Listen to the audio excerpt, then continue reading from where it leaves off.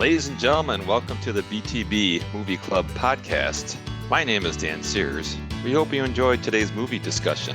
Thanks for listening. This ball a-rolling. Ladies and gentlemen, welcome to the BTB Movie Club.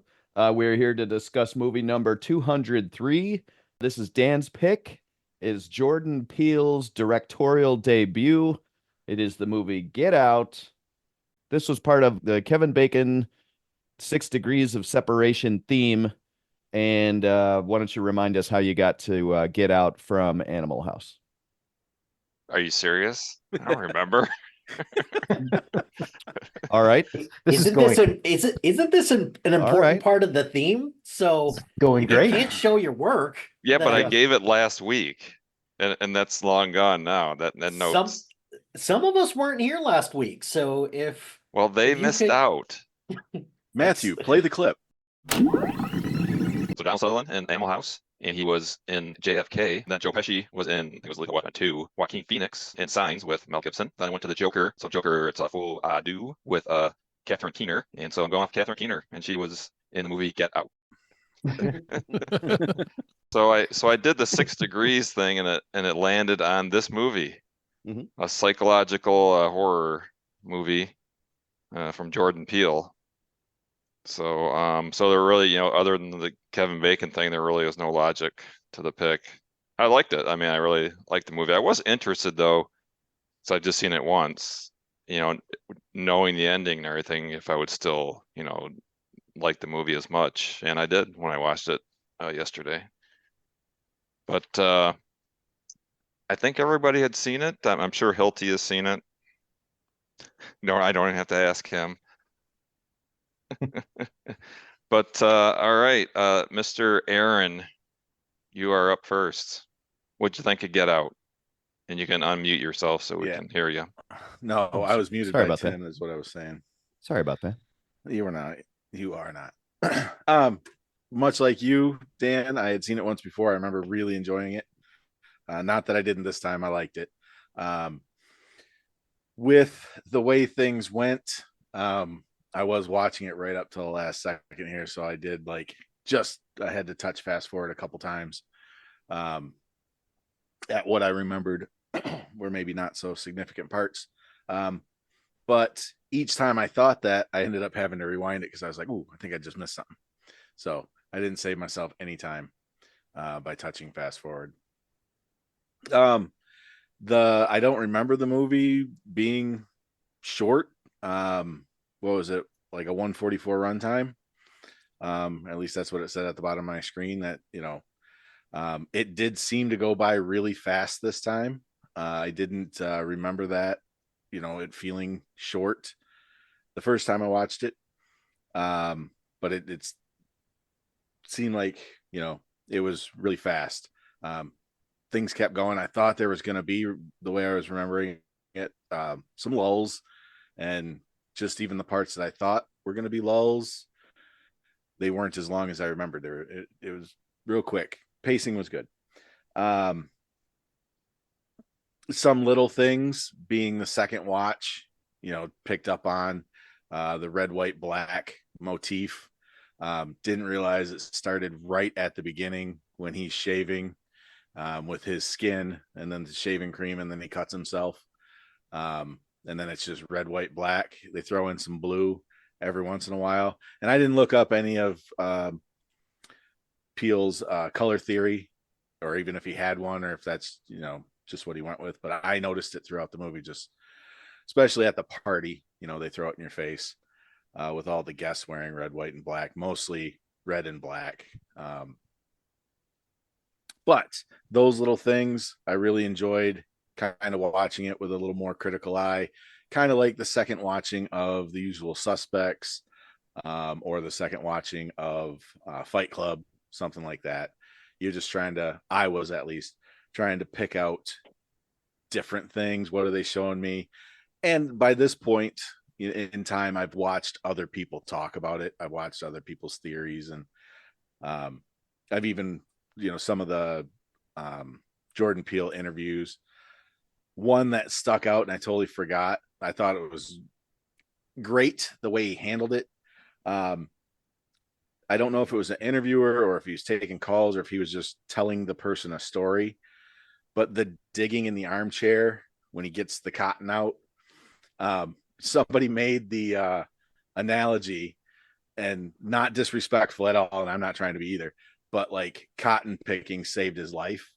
And like Jordan Peele, you could tell it wasn't his idea, but he loved it that the person, found that out. He was like, well, now it's my idea, but yeah, of course I meant that. So just little things like that. He seems like a cool guy. Both those guys do. I like their, their show when it was on. I haven't seen much of his work since this. I know a lot about the cloning one. I don't know if it's clones or people have copies of themselves. Us. I really do. And that one super, I wasn't super intrigued by it. But the Alien one, I think it might be his latest one. And I know it's quite a few years old at this point. We talked about it last week. I do want to see that. I can't believe I haven't seen that one yet. But as far as this movie, really enjoyed it. Like I said, the pacing was good. It kept me interested, even though I had seen it. I really like the little nuggets, the callbacks. It was really well done. Where hitting the deer kind of set it off, and then him using the deer at the end, in a very similar fashion. The one thing that I did catch, because as I got done watching it, just before I sat down, it started playing again. And it had gotten to the part where they had just hit the deer.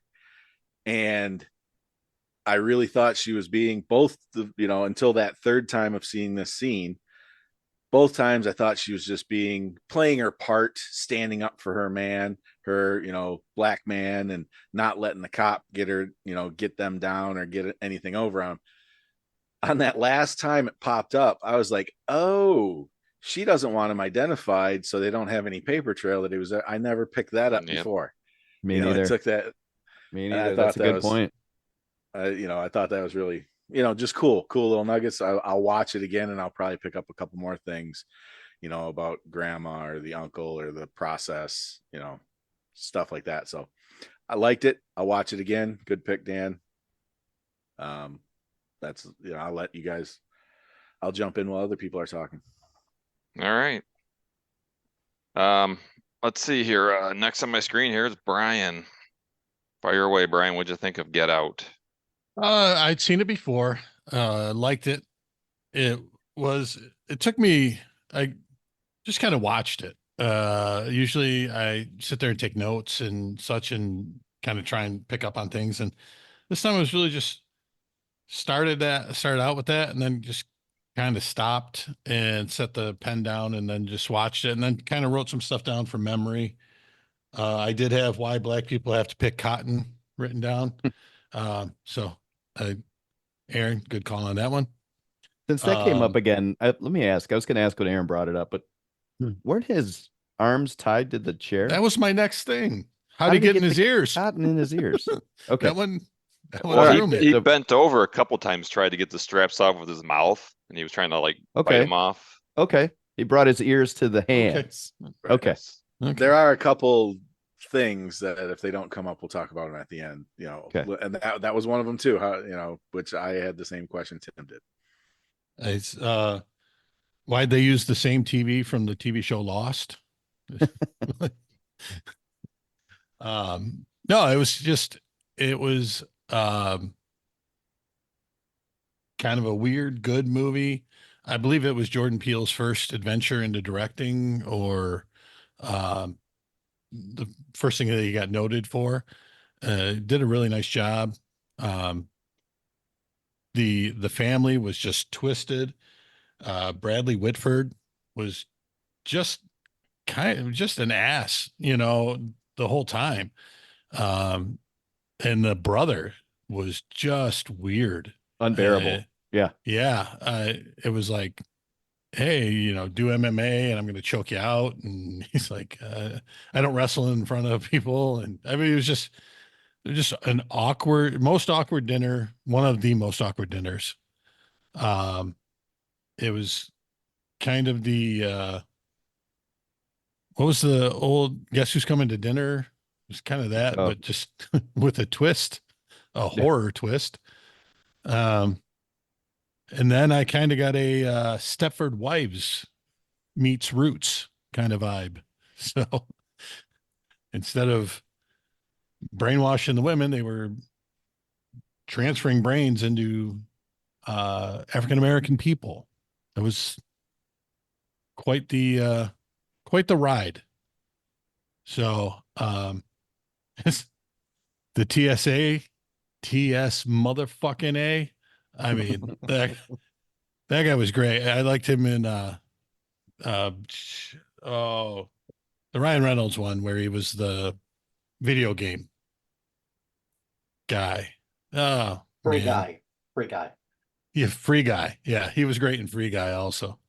Even better in Free Guy, actually. But no, it was a good pick. Had seen it before and didn't mind watching it again. I did. We watched Us already, like we said. It was very well, good job. I don't mind watching it. I don't like horror movies at all. I always say, want to see a horror movie, I'll watch my second wedding video. So, these ones I don't mind, like the Saw ones. I don't mind these movies. So good pick, Dan. Yeah, I agree with you. I don't like the slasher type movies either. It's just kind of mindless killing going on. But yeah, Rod was the name of the TSA guy who was the comic relief kind of in the movie. All right. Brian, you talked about the dad and the son being, creepy or whatever.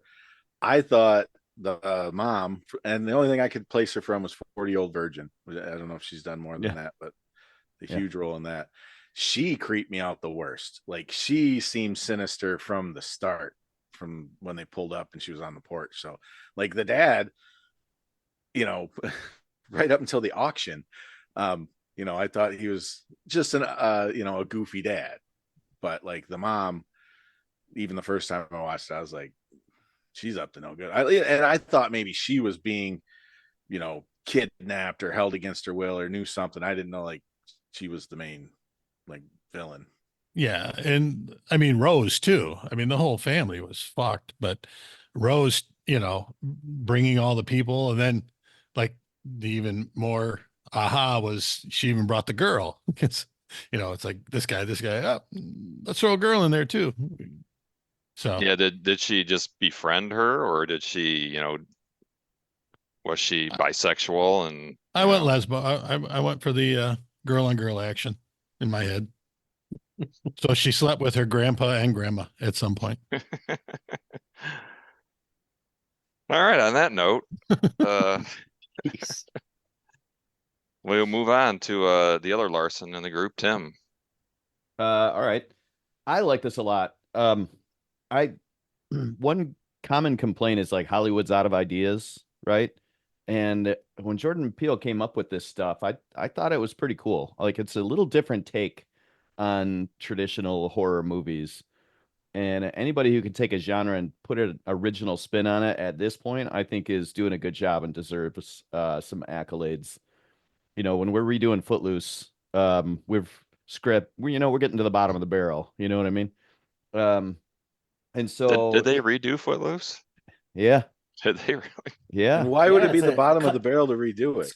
It's bottom of the barrel of ideas music. is what I'm saying. It's country music version of Footloose. And also, Tim, what do you have against Footloose? What's wrong with Footloose? I love Footloose. I agree with it doesn't sound like you do. Would you guys shut the fuck up and let me talk about the movie, for God's sake? What a bunch of bitches in this group. Jesus. Wait a minute. Whoa, Dan, whoa. In your movie, The Way Back that you picked, they talk about Footloose having a remake. He says, Dan. anybody? That was way movie. back. I don't remember. I said way back. Oh, sorry. I thought you said Tim. I'm sorry. Is that how we connect it? What No, I connected with everybody's Catherine Keener. panties are in such a bunch right here. Anyway, I like the fucking movie. I like it's an original take on a horror movie. Um, Acting, I think, is fantastic. The creepiest person for me, Aaron's talking about what's her name? Catherine Keener. That Georgina lady, the who's the grandma. Every scene she's in is just wonderfully creepy. Just keeps you right on edge. So I watched this from start to finish and never looked away. Kind of like Brian said, I wasn't writing anything. I was just kind of enjoying the show. I forgot that Rose was a bad person as I was watching it the second time around, or didn't really think. I think I was just enjoying the movie. And then right when we were getting into it, I was like, oh, that's right. That's right. She's the reason you're here in the first place. So the one thing that I was watching this time, that there's that little closet door that's open. Weird that it's so tiny, right? That's just not explained, and just this tiny little creepy door. That they would have all those pictures accessible in the bedroom where he's staying. Did she leave that door open on purpose? Well, that's what it seems like. It seems like they're there for you to get some kind of a hint that something's going on, but they never really close that loop. He finds that out, and then maybe it doesn't matter because at that point, by the time he goes downstairs, it's over anyway. Like he's already caught in the trap, you know? Like as we're watching it, you don't feel like he's caught in the trap. But once you get down the stairs, you find out that it already is. So maybe it doesn't matter. But that was just an odd thing for me. Like as I'm like, why would they leave this out if they're trying to hide stuff, you know? So anyway, I looked up a bunch of stuff about the like what Jordan Peele was sort of intending. He had an alternate ending when they first did the movie where what happens is the police show up and catch him choking Rose and arrest him. And the TSA guy comes and gets him at the police station after they figure stuff out. And he was kind of going for a commentary on the police brutality stuff that was going on. And during production, some of the higher profile cases that made national, international news, whatever, came out, like the George Floyd and this kind of stuff. And as a result, he changed how he wanted the movie to come across. Now he doesn't really say why, but I'm just guessing like, okay, that story is made national news. Now my movie is just going to look like I was just following the news kind of thing. Like maybe it's not that original of a thought. And also when they had the first testing, the test screen, it was sort of decided that it should have a happier ending rather than such a hit you over the head with, the societal issue kind of a thing. So they went with this with a little more humor at the end of it. I agree that guy is funny and he's good comic relief. The music is pretty cool and creepy. Peele wanted just basically some kind of music rooted in African American music or African music, but what he found was all of that stuff has like a positive message, like it's like we will overcome, we believe, and he's like, that's not really what I'm going for. So they kind of had to write some music to go with it, and they used some Swahili like phrases and chants, stuff like that, and a little bit of old blues stuff. I thought it was a really good setting. I thought the music was great in this.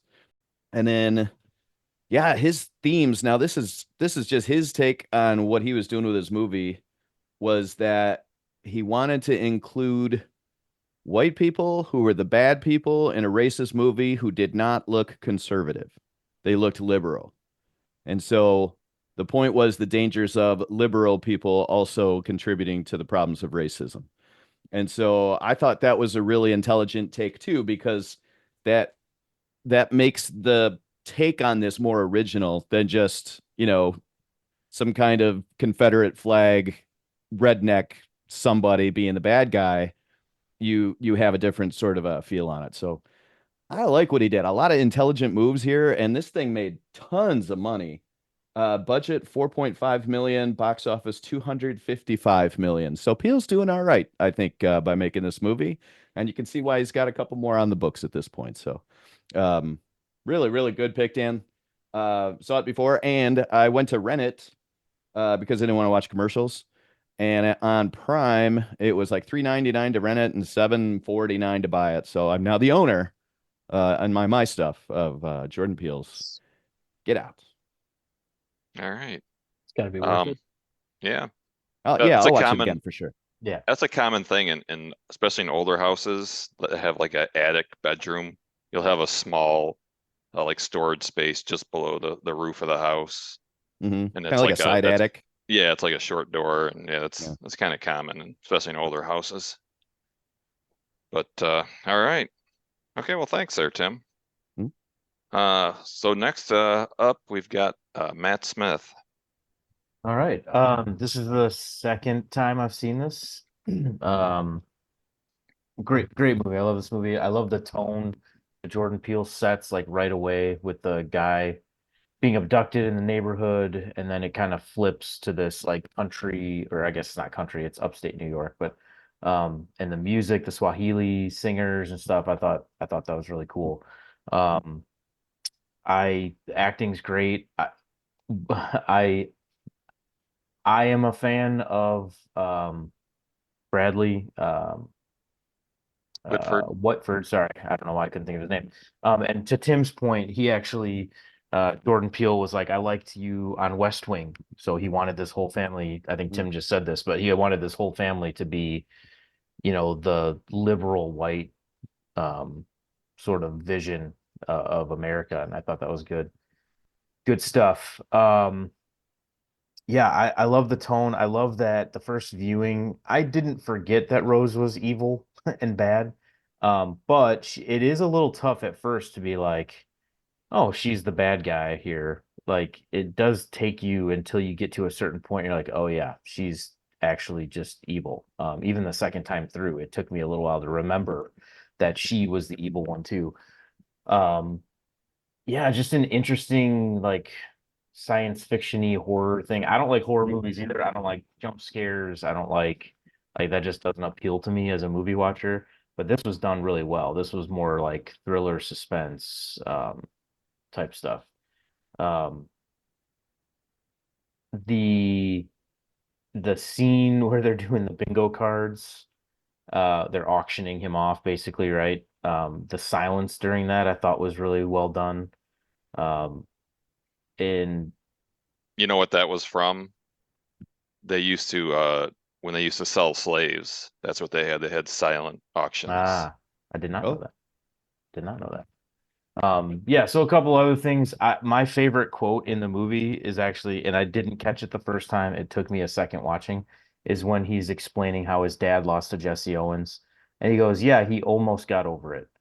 And that's probably one of my favorite quotes in the movie because now that after you've seen it, you're like, oh yeah, that makes sense because his father is the one who kind of helped come up with this weird procedure or whatever. So Jordan Peele talks a lot about just like the black experience, and I think the actor Daniel, I can't say his last name, Hallelujah. Kaluuya. hallelujah. I think he does a really good job, like when the cop's asking for the ID, and he's like, no, it's fine, it's fine, it's fine. Like I think that's probably a lot of experience for people is, yeah, it's fine. I'm just gonna do this because I don't want to cause a scene. I don't want to get in trouble. Stuff like that is, I'm sure, happens daily for people. Unless you're And Tyreek Hill. yeah, unless you're Tyreek Hill, it's a little different, I guess. But even to the point where the actor said he went back to London after this movie came out and like got a hug on the street from some black woman because it was like this like portrayal of the black experience in the world. So no, yeah, this is a movie I would maybe I watched it free because I watched it on TBS something on demand. Um, but yeah, I would purchase this movie too for sure. It's a great movie, even when you know what's going to happen. Um, just everything. I didn't notice. I read this. I did not come up with this on my own. The silver spoon in the teacup was significant. Privilege and things like that. I didn't really catch you know catch that. Did we watched Capote in this group, right? Did we watch Yes. Capote? That's the other thing she's from. that we watched. She played Harper Lee Oh, that's in right. that movie. Yeah. I had to look that up too. I didn't remember, but I just saw it and I'm like, oh yeah. Yeah, no, cast is great. Writing is tremendous. I hope Jordan Peele continues to just write more things because he's really good at it. Um, he became You won an I saw Oscar for this, something. right? For the Yeah, script. he won an Oscar for writing, and in the same year he won for producing and something else. I think I had it before. I think I closed the tab, but just crazy amounts of awards. So anyway, um, yeah, great movie. Um, I wish you remembered the connection. I'm pretty sure it was either Catherine Keener or Allison Williams, but we'll figure it out later. It was Catherine Keener in the new Joker movie. She's in Oh, that. that's right. That's right. That's right. But then going back before that, I don't know. So Donald Sutherland in Animal House, and he was in JFK. Then Joe Pesci was in, I think it was Lethal Weapon 2. Joaquin Phoenix in Signs with Mel Gibson. Then I went to the Joker. So Joker, it's a full ado with Catherine Keener. So, and Stephen Root being the guy who actually gets it, I think is funny. I like that guy. And yeah, it was just humorous to me.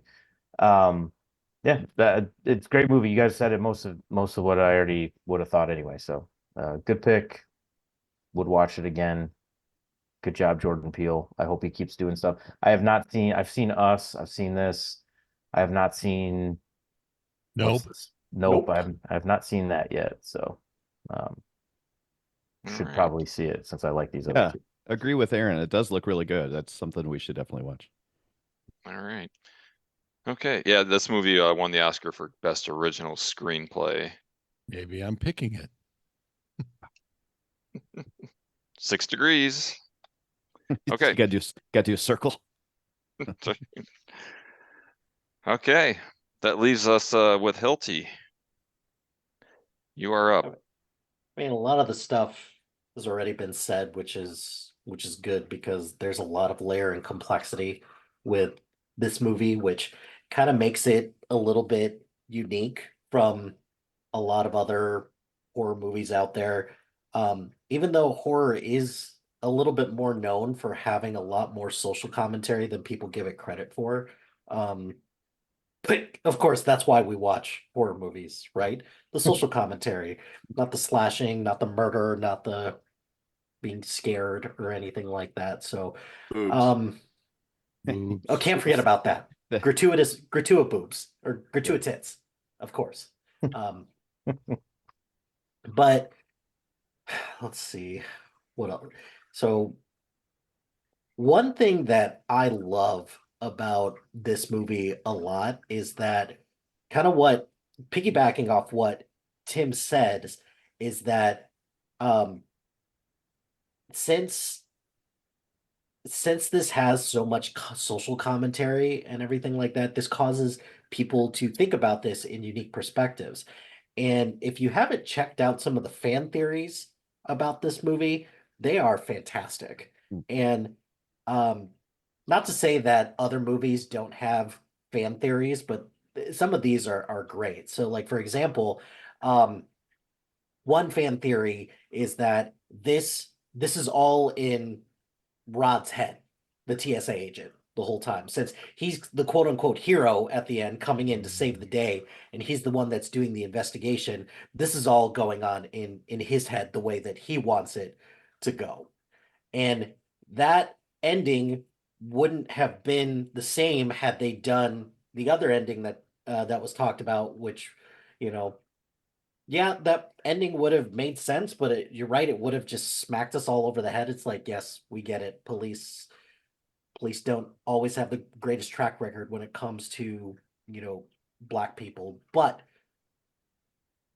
some of the fan theories that have come out about this are really great. There's a 10-minute video on Vanity Fair YouTube page that I found. So I encourage everyone to check it out because Jordan Peele goes through a lot of them. Is like, yep, that was intentional. Nope, didn't even think about that, but Oh, that's great. cool.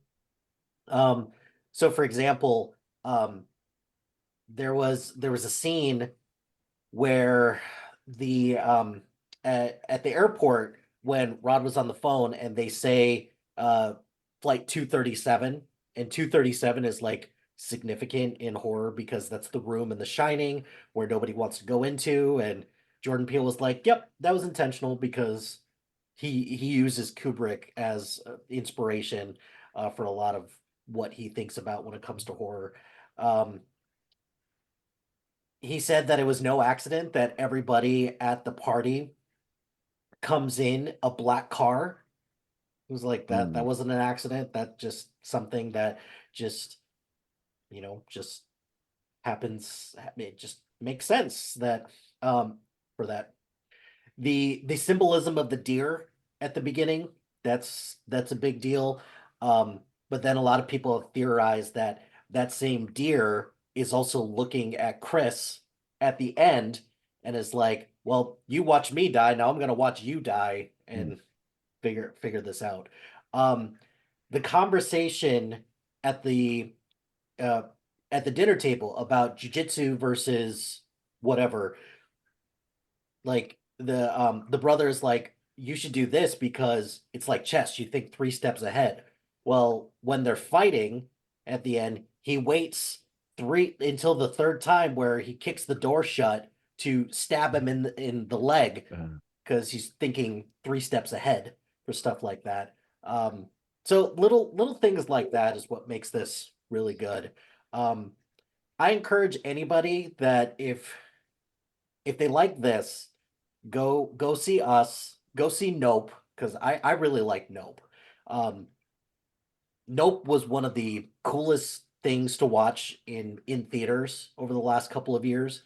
So I highly encourage everyone to watch Nope. I didn't even give a plug to Jordan Peele's Twilight Zone reboot. It's not great. It's not the same, but you see a lot of the things that he's going for in all of his movies in the Twilight Zone because it's like tailor made for what he wants to do. So that's definitely a plus. I think it's criminal that this movie didn't get more Oscars, but that just goes to show that Oscars are super subjective because this lost to The Shape of Water, which of course, but horror is typically criminally underrepresented at the Oscars. So the fact that he won Best Original Screenplay, number one, that was well deserved, and number two, that's the first time that that a black person, like man or woman, won Best Original Screenplay at the Oscars, and just again goes to show that some of the stuff that he's saying probably has some merit to it. Let's see. Hey, while Talked you're thinking about there, here's a little tidbit about the Shining. Um, in the book, the room isn't 237, it's 213, 217, and they changed it because at the hotel they used for the Overlook, it actually has a room 217. It doesn't have a room 237, and they didn't want that room to be used in the movie because nobody would want to stay in it and they'd never be able to rent the room out. So Kubrick changed it just for that reason. Fun little tidbit. and the last thing that I'll say is that both Jordan Peele and Keegan Michael Key are in this movie. Key is in this. He is one of the NCAA athletes that that Rose is looking through. It's like, of course he is. And then Jordan Peele has two speaking moments in this. The first instance, he has a speaking moment, or yeah, that he's got a voiceover for something that Chris is watching on TV. So you hear his voice briefly, but he also does the voice of the dying deer. He makes the deer. noise for the I dying did deer. read that. That's hilarious. So yeah, Dan, great pick. Love this movie. It's easily one of the best, not just horror movies, just best movies over the since it came out. Like it's been 7 years or so since it came out. So great pick. Glad everyone liked it. Highly encourage people because something that's said is that Hollywood's running out of ideas.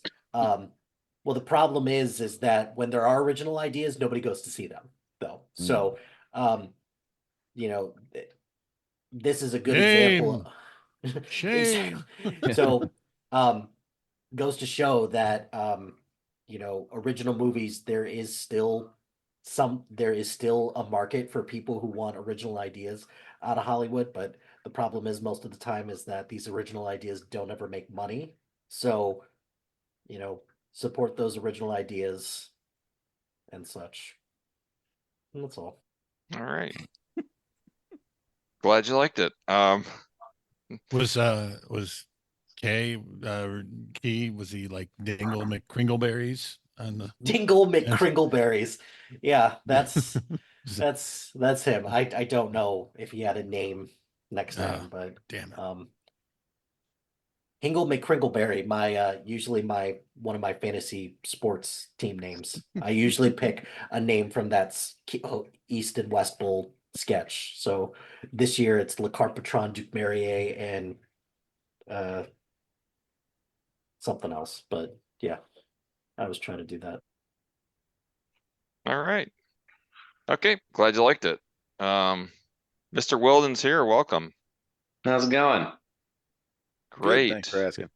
Oh, you weren't talking to me. He was talking to everybody, I think. Okay. Yeah. So Mike, are you in the US of A, Mike? I am back, and we just finished a birthday party for my dad's 75th birthday, which is actually in 2 days. And so we just put him to bed, and I'm hanging out in their office, joining as soon as I could. So Okay. Well, you joined just in time because everybody has spoke, and now you are up on what you thought of Get Out. it works out well. Watched this for the second time last night, and I think this is one of the best horror movies that's out there. Partially because it's very different. This isn't slasher or gore or anything. This is very much a psychological thing. And where a lot of horror movies will get you on, the jump scares or just that kind of stuff. This isn't even like I wouldn't even say scary so much as just very uneasy. You're just on edge the whole time, and there are a lot of very creepy elements to it. But it just keeps you engaged. But it's just such an uneasy feeling, and I'm sure people have probably said all these things already, but the thing that stuck out to me the most, especially on the second rewatch, immediately was the sound, the music, and every song that was chosen was appropriate. That one that plays at the beginning and right at the end credits, just that song by itself is super creepy, just with the different tones that they have.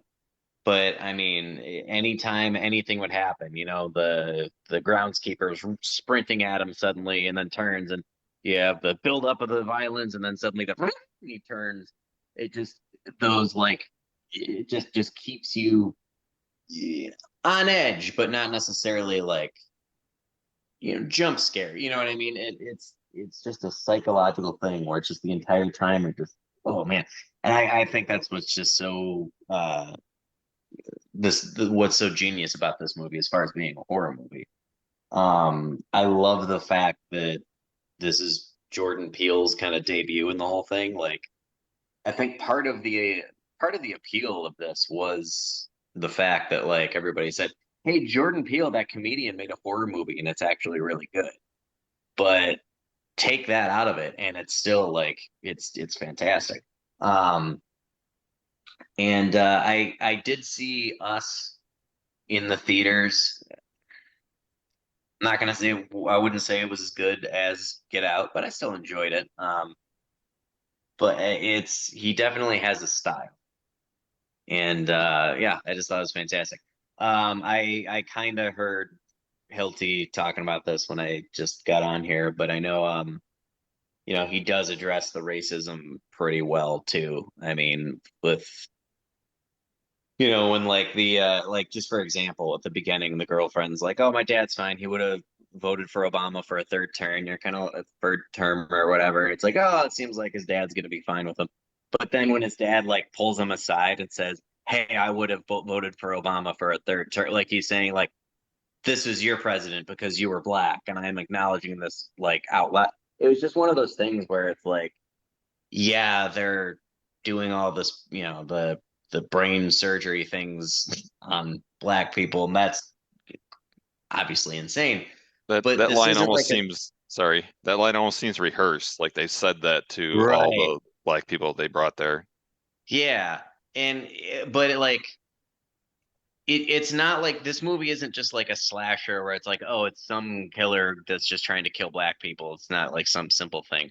Obviously, there is that element to it with the surgery and whatever, but like I just the way they build up to it, Jordan Peele really addresses all the little, like the Obama third term thing, and just talking about like the physical stature of all these things. It's just all the little things where there are times where like one of the family will say something, and when you're watching this from Chris's point of view, you just want to go like, what the fuck, man? Like, how do you? And I feel like Jordan Peele does a great job of like portraying that part of it. It's not the overt, these guys aren't all in a bunch of hoods and burning crosses and say, hey, come here, N-word, we're gonna murder you. It's the more subtle stuff. And clearly Jordan Peele has been through that like any other black man has, but he did a very good job of portraying it in this movie. Yeah, I mean, I think that was I love some of just the very creative aspects to this too. The creepiness of like Rose, like just staring blankly as she's on the phone and doing all the voice acting, but just completely, emotionless in the face. Or when she's sitting there and like, eating a single Fruit Loop at a time and drinking milk while she's, looking up her next potential victim. And it's just, man, even the teacup was it's just so, but then that all comes back full circle to the sound. I think more than anything, the sound is just phenomenal as far as creating an environment and just an aura of just being haunted, you know.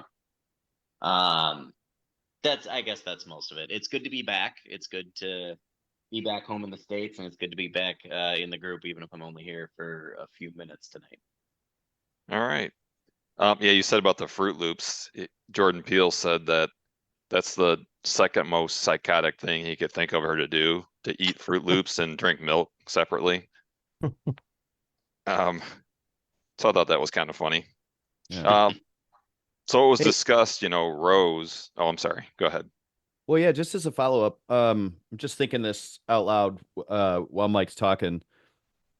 I I certainly get why Jordan Peele like made this movie and had black characters the way they were represented. But does the plot make sense why they were picking black people? Like I read something in research on the movie that was like one of his commentaries was that black people only make up like 11% of the population, but something like 35% of missing persons in America are black. And like, we don't really try that hard to find them as opposed to if some young girl is missing. Right. So he put that stat out there, and that was kind of his motivation for making this movie. But does the plot make sense that these people are picking just black people other than the grandpa saying the Jesse Owens thing? I would think say so. yes. I would say Yeah. yes. To me, it like I think that goes further on what I was talking about as far as the theme is acknowledging those again, not the overt things, but just kind of the subtle things. One, they're all kind of talking about you have all these physical gifts and everything because you're Yeah. black, and they're just saying it like it's it's fact. It's because you're black, and like hearing those things as a black person, I'm sure is just like ugh. But also you could look at it in a way of like, well, they're doing this to black people because they're disposable. They don't want to do it to some white person because they'd be taking away their life. But the black person's life doesn't really matter, but they're just a vessel with, a nice healthy body or whatever. And but so I think it makes a lot of sense from that perspective. And as far as Jordan Peele's probable message, I'm assuming I think it goes a little even further to Oh to yeah, drive that them home. I mean that Well, makes perfect sense. Go ahead, Hilton. Sorry. It's also kind of representative of Lakeith Stanfield's character in this. If you look at to your point, Lakeith Stanfield's character, the Andre character, Oh, he's been missing for 6 months, and right. everyone's just like, whatever. So No problem. Mhm. it makes sense for Oh, so them it's to a do that. logical choice. You're saying it's just a logical choice for Yeah, that demographics The too. movie and for the okay. movie, but it's piggybacking off the point that you were trying to make is that if this were white women being just disappearing, this would be national news. But since it's black men, it's not. So they can keep doing this under the guise of, black men or just black people in general are not investigated the same way if they go missing versus, white people, specifically white women. And then the other thing too is that there's that one guy at the party that said being black is fashionable right now. And that's kind of like another thing that's like it's so cringe inducing. Yeah. It's Mhm. just like, oh, this is so uncomfortable to hear, but that's probably another reason why. Like, do you think this group at some point or another has gone through kind of like an evolution of these of different groups based on what's like trending and what's in? Like, I don't know. And maybe at this time it's just black people who are quote unquote trending because it's fashionable, like that one guy said. I'd be interested to hear what Jordan Peele thought about that, but I highly doubt that it would go that far. But you know, for this particular movie, this group picking black people feels strategic and necessary for the Okay. for Yeah. for them and For we're never several told. reasons, yeah. We're never told if it's part of the process. Like we're Right. told in the video that the son or the daughter, one of them figured it out, the surgeon or the therapist or them together, but unlock the key to the coagula process. Maybe it only works with black people, or whatever. My thing was where I got it from. It was another use. It was white people making use of black people once again. Yeah. I thought that was the basic commentary on it. Mhm. I never thought of the take of missing peoples and not really looking for them and stuff like that. So Yeah. that would just make it easier. Oh, and the thing But the thing about her not wanting the cop to see the ID, I never even it never even occurred to me that that's why she didn't want him to see the ID, but that makes perfect sense with this whole conversation. I gotta be honest with if- you, that I've seen this once before. On the second watch through, I couldn't remember. I was like, I know the daughter isn't helpful, like the girlfriend isn't helpful, but does she just I couldn't remember her role until part of the way through, and then I went, oh no, she's like one of the main villains. Mhm. Yep. I did same can't thing, give you your Mike. keys. Yeah. You know damn well. Yeah, because if you watch this the first time, yeah, there's a lot of things that happen where it's like, okay, she's really trying to help him out. You watch it the second time and you're like looking back at all this stuff, it's like, no, you're just She's like the worst one. Yeah, Yeah. she's evil. Yeah. she's leading the breadcrumbs directly to all of this. She is an integral part to this whole thing. So Yep. Yeah, But- and she changes immediately as soon as she says, "I don't have the keys." Yeah, And as her soon as the whole game's up, like, Yep. I can't give these to you. Like, oh, jeez. Yeah, it's like my part in this is done. So, I did brother, like- beat the shit out of him. You guys do the surgery. I'll be up on the computer eating Fruit Loops and looking up the next guy. My part's done. I did like you just as much, or I did like you better than the others. Like, Yeah, you were my Oh favorite yeah, one. that's Yeah. so touching. Yeah. You were my favorite. Also- That's really touching. Of On that course, part, until too- when she's almost getting killed, where she changes again and says, "I love you." She's a psychopath. So by the way, great acting by I forget the actor that plays Chris, but great acting there. Just his expression when she reveals, just pulls the keys out, like makes that change. I can't give these to you, right? and he immediately hits him like, "Oh, I'm fucked," and he just kind of goes like, "Oh," like he doesn't say anything, but just that look on his face. It isn't necessarily terror right away, but just that realization of like, "Oh man, just It's 4 against 1 now. yeah." Like it's a little thing, but I really enjoyed that a lot. Well, he had a shot 4-on-1. He couldn't beat the teacup. Yeah. All right, so one thing that was discussed was, you know, Rose's method for seducing people to come there. But what about Jeremy's method? He called it wrangling people. He's the one who That- choked out Andre. Right. Yeah. Yeah. Yeah, because they, you know, he when Chris gets into the car at the end, it's Jeremy's car, and then there's the helmet, the knight's helmet sitting there that he used at the beginning. Right. I've read a couple things about that is like a commentary of like not so much like chivalry, but it's supposed to kind of like be a subversion of like what like Knights of the Round Table and what knights are supposed to be, which is like noble, chivalrous, true, and how a knight in shining armor, you know, turns into this just villainous person, kind of similar to what like Gawain and the Green Knight is trying to say about knighthood, where it's like you guys say that you're all chivalrous and things like that, but you're not. You can't be that 100% of the time. So, you know, should anybody be a knight at that point? But there's a lot of interesting commentary and like parallels about you know, knighthood and things like that that Jordan Peele kind of sprinkle in there. It's not as overt as some of the other stuff, but it's out there too. Well, from the Seventh Seal, we know. I don't think the guy was the knight because he was the squire, maybe, and like the girl should have been happy he didn't rape her, you know. So yeah, they weren't the greatest. Thanks. Yeah. Yeah. Chivalrous indeed. So a couple other little things, you know, little Easter eggs and things. When Rose changes, she always has her hair down. But then when she really reveals, you know, herself from the rest of the movie on, she has her hair up in a bun. That was like to signify that she had changed and she was showing her true nature, so to speak. Mask is off, hair is out of the face, whatever. Yep.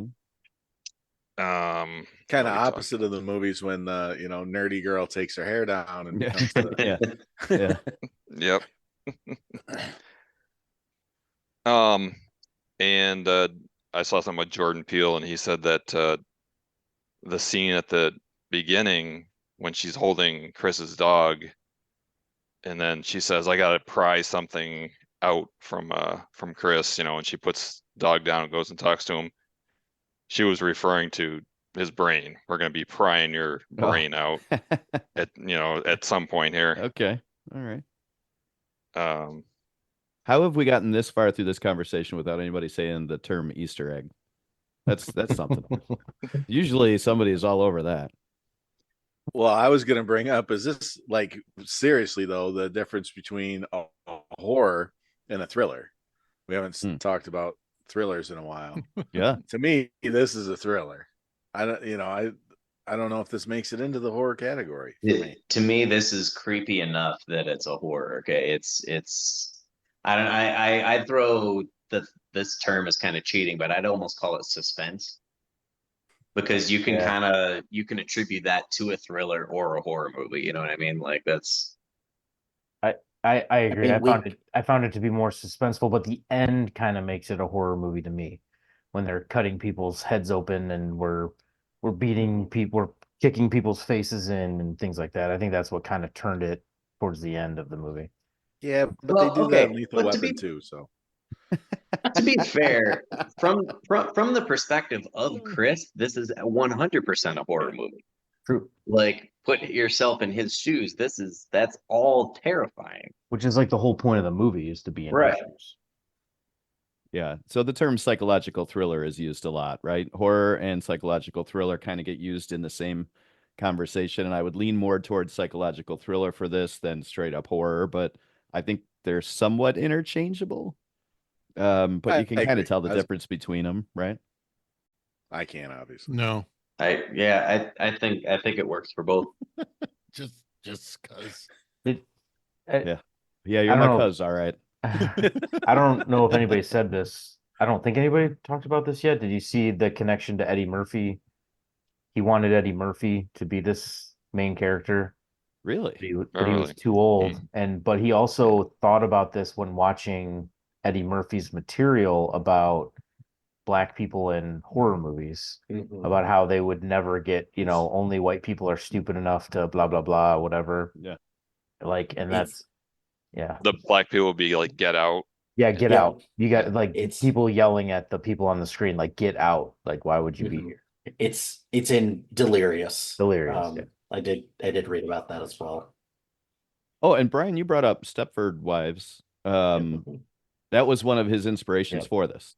He did say that that was one of the things that kind of started the story in his head. And I agree that this is a unique telling of a tale. But Brian did a good job. Like you pointed out Thank you. 4 or 5. Oh, you did it now. Yeah. Here we go. I did it on purpose just to see where it would go, and it that wasn't even a second. It did not take I don't long. think I finished the Nope. But props where props is due. 4 or 5 different movies. So obviously he got inspiration and paid homage or homage to lots of different Kubrick was brought up and stuff like that. So yes, it's a completely new telling. There was nothing exactly like it, but there was definitely touches of great other works in there, which all newer works or whatever, unless you're Beowulf, everything has something else in it as an inspiration. I was gonna say that's all works. That's just throughout human history. Like even Right. I mean, the ancient Romans took stuff from the Greeks. Like it's just. We get it. You were in Europe a month ago. Jesus Christ. Have you seen the Venus de Milo? Breathtaking.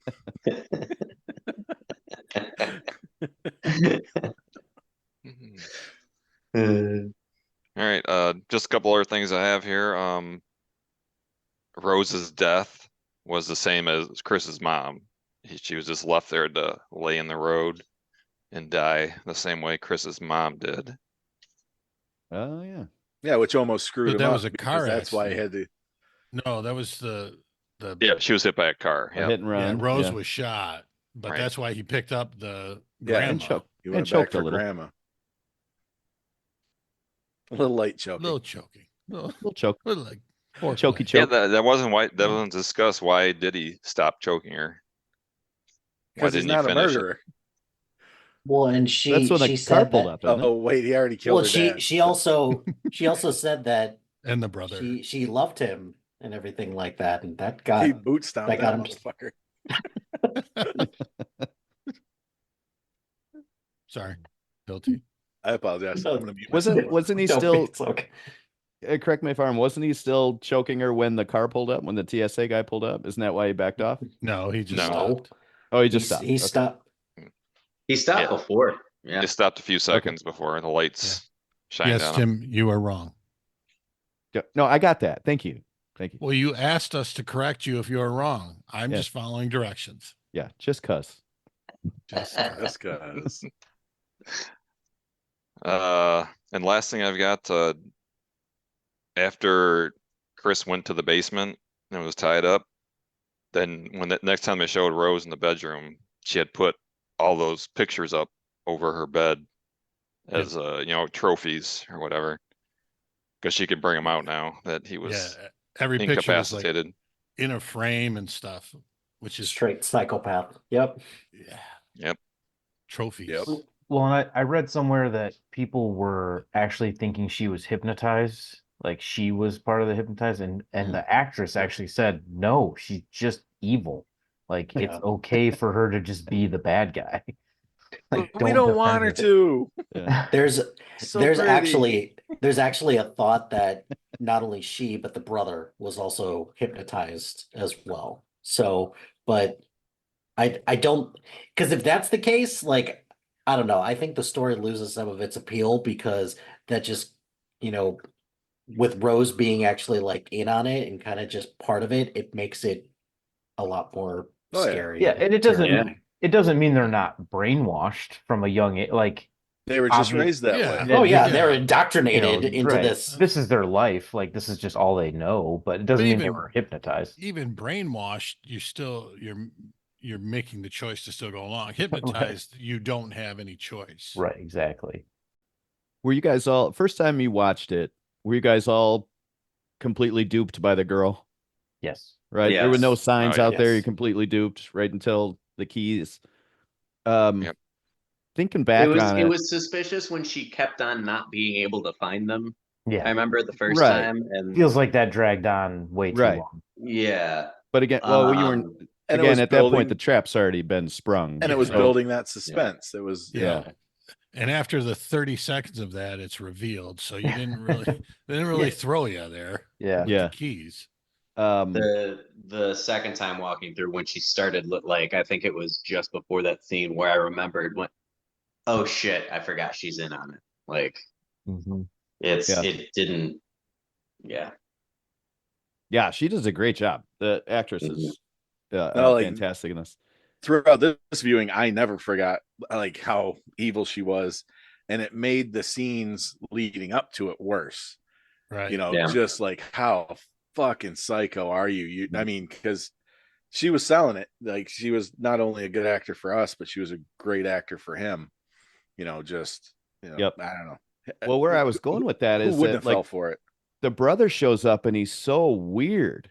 Like, I mean, he's so weird, and she's comes across as so normal, and it's off-putting. Like, how could these two siblings be so different? And it's almost like that's supposed to be a giveaway. Hey, they're not Yeah. different. They're both psycho. You just haven't recognized it yet. You know what I Right. mean? Like They that was they have probably different supposed they to have be. different psycho talents. Yeah, Right. yeah, Well, he reminded me of the brother in Wedding Crashers. Almost the whole family. Todd. I'm keeping the they had pain, a Todd. psycho sister, but there was the really cool normal sister, and then the really weird brother. I don't know.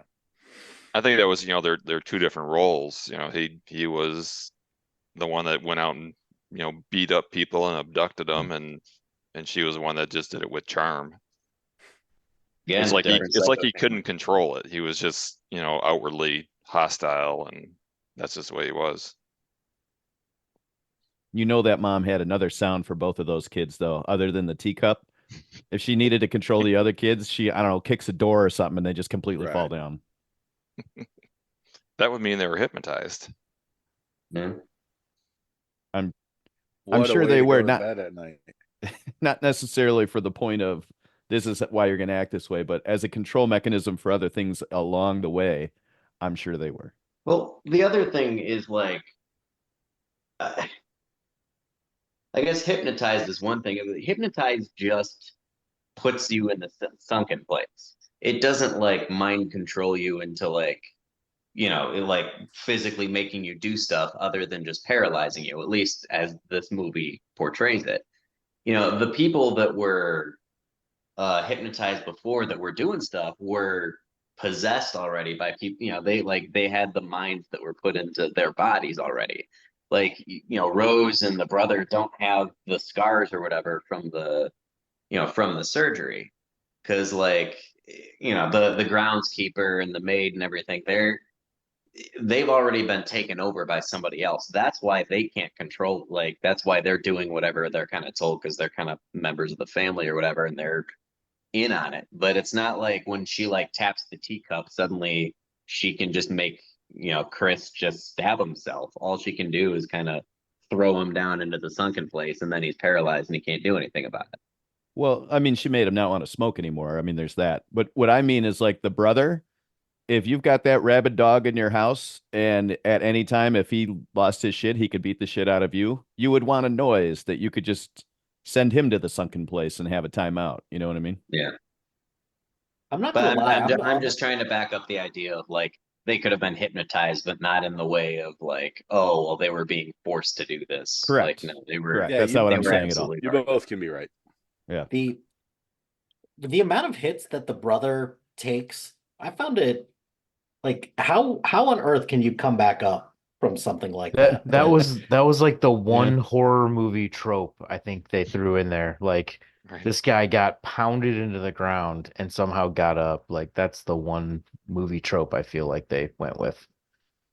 Because apparently, Chris like kicking the crap out of him the way that he did is more powerful than being hit by what I assume is like what, a bocce ball or some Bocce crap ball, like yeah. that. That was a bocce ball. Hmm.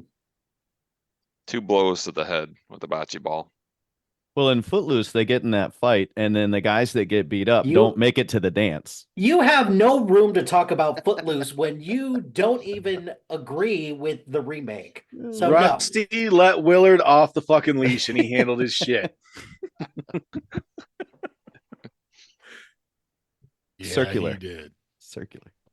One thing I wanted to push back on, when Hilty was kind of, and whatever the time and everything was going on about George Floyd and stuff like that, and I get why they changed the ending, and that was weird because I had an option to watch the alternate ending version. I could only watch it if I bought it for $14.99, or I could watch the original one for free on Peacock. So that's what I did. But as far as at the very end, between the original version or the alternate version and this version, I don't think it had anything to do with him being black. If he was walking down that driveway and a cop would have pulled in and saw a guy covered in blood and a family murdered, he's getting arrested. Black, white, Asian, whatever. Yes. Yeah. The cops would not be doing their job if they didn't arrest him. So, oh, you look like you didn't have anything to do with this. Why don't you just kind of wander around there and we'll investigate with you in the background? What happened? Well, she hypnotized me and put me in the sunken place, and they were going to cut my brain out and put a white dude's. It's like, yeah, come with us. Just like when Rod went to the cops and he was telling the story. Yeah, and she brought the other 2 cops in just to laugh about it. Well, so a couple things. One, this was released 3 years before the George Floyd incident happened. Oh, so it wasn't that one. It was a different. So it wasn't. I was even going that. with what It's Tim just... said. Tim, you were wrong again. Sorry. Yeah. I was throwing a name out. Tim's fault. Thank Everybody. you, Aaron. Tim's fault. I don't even know why I show up to this fucking thing. They didn't name who it was. He just said that one of them was out. I didn't catch the name, or they didn't have the name available there. Conveniently deflecting. Okay, that's fine. So you show up because it could have been Malice Green from the Detroit area. Is why he might have changed it. Brian, do you have anything you'd like to say? Why the fuck am I the one getting muted when? Oh, you're not the only one. I was supporting you, Tim. Anyway, I'm sorry. Carry on. Until no, this is something that Jordan Peele talks about a lot in his works, is about just the poor treatment of Black people by the police. So yes, I do agree with you that in this case, or in any case, police walks up, there is a guy who has his head blown off. There is a woman with a Black guy on top of her choking her, and she's already shot. If the cop doesn't arrest him, yeah, like cops fucking up, not doing their job. It's a good detain. It's a good common sense detain right there. Yes. So yeah. I do concede that. I'm just saying that Jordan Peele does a lot of commentary with the police and their treatment of Black America. Yeah, oh yeah. And another thing is, I'm pretty sure it's a Malcolm X speech, quote, interview.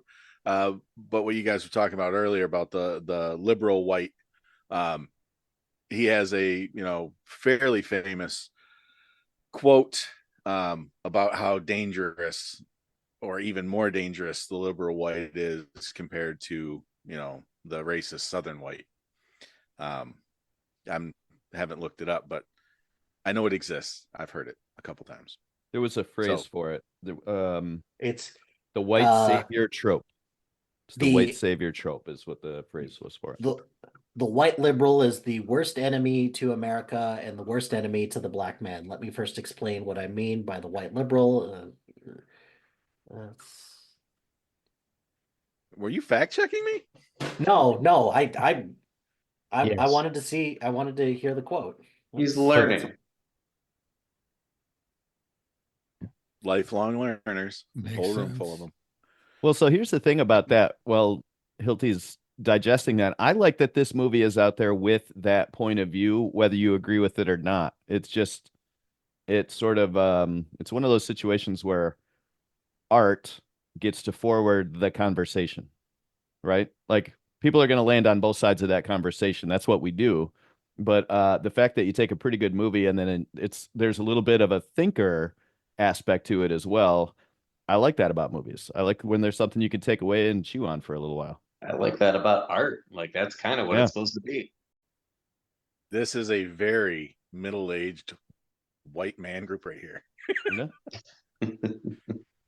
I'm just looking at the screen and I'm like, ooh. Yeah. Yeah. Brian muted himself. Yeah. I was gonna say, we should all write down what we think Brian was about to say and compare notes with it later.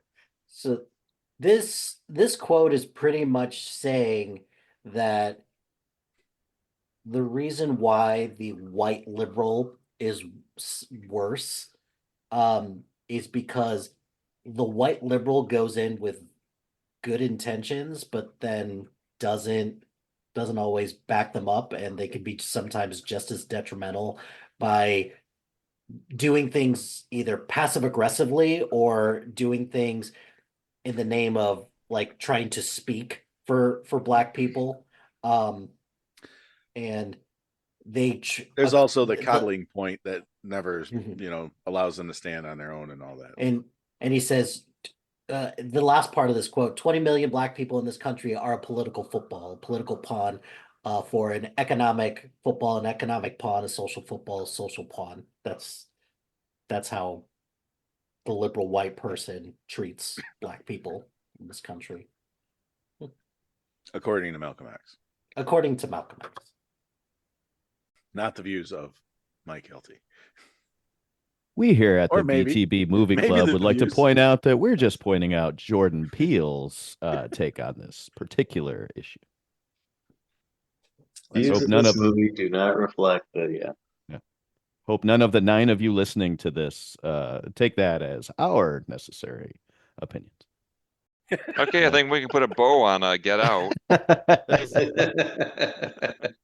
So I informed Brian with 20 minutes worth of time to get ready to make his pick tonight that it is his pick. And fortunately, he already knew that. So, Brian, it's your pick, 6 Degrees of Kevin Bacon the hell out of this movie. What do you got for us? So I recently did another podcast and I thoroughly enjoyed it. It was on music soundtracks with Mike Hilty, and I'm gonna pick a movie that from there. We're gonna do The Crow, the original Crow with Brandon Lee. This was my connection is Daniel Kaluuya to Michael Wincott, who was in Nope. I don't have to do 6, Dan, but good for you. Why not? Because you don't have to. You just got to get there within 6. Within a 6. maximum of 6. Yeah. So I think you should do the whole 6. I got there in 1. That'll do it for this episode of the BTB Movie Club podcast. Thank you, as always, for listening. We know we enjoyed ourselves, and we hope you did too. Have yourself a great week. We are partnered with the SPDM Crew Podcasting Network.